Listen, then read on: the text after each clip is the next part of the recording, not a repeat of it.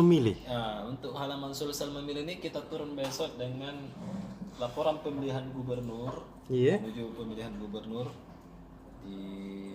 Jadi ternyata Partai Gerindra dan Partai Golkar ini nampaknya serius untuk mengusung calon ketua DPD-nya masing-masing. Jadi tadi rapat konsolidasi di Maros, di Gerindra Maros secara bulat mengusulkan Andi Iwan Darmawan Aras sebagai calon gubernur dan Prabowo sebagai calon presiden. Nah, seru nih itu deh. seru. Kemudian di Golkar tadi di Pindrang ketuanya yang baru-baru dilantik, kemudian kemarin juga ketua Golkar Sidrap juga mengusulkan Taufan Pawai. Ini akan seru nanti. Kita besok turun dengan 2 laporan ini. Dan memang sih sebenarnya tuh partai dulu ya sekarang yang bisa berbicara banyak terkait pemilihan karena tiketnya ada di mereka dan peluang besarnya ada di mereka, ketua-ketua DPD-nya masing-masing. Jadi apakah di pemilihan gubernur Sulsel tahun di bulan November 2024 nanti akan ada kejutan-kejutan? Kita tunggu saja nanti. Tapi ada pemilu dulu antaranya yang sangat menentukan konstelasi maupun tiket menuju Pilgub 2024. Ini seru. Nah, ini juga nampaknya sekaligus kampanye atau meningkatkan popularitas dari masing-masing calon. Karena kan setiap calon itu harus sering-sering disebut. Betul. Sehingga bisa meningkatkan popularitasnya.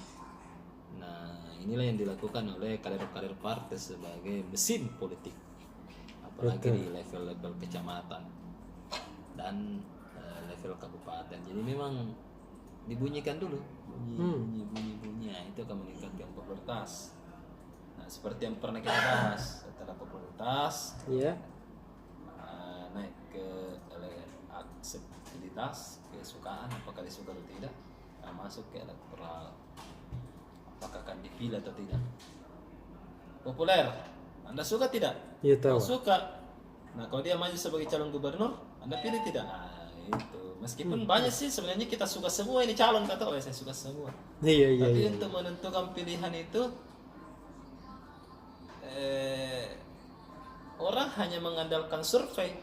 Tapi survei itu bisa berbalik 180 derajat ketika di TPS. Jadi siapa yang paling bisa bertarung meyakinkan masyarakat hingga ke TPS. Bentuk keyakinannya itu banyak. Iya luar biasa deh. Bentuk keyakinannya itu banyak. Jadi silakan Anda berlomba-lomba. Iya. Tapi ada yang menarik, ada ceritanya Wali Kota Makassar ketika dia bawa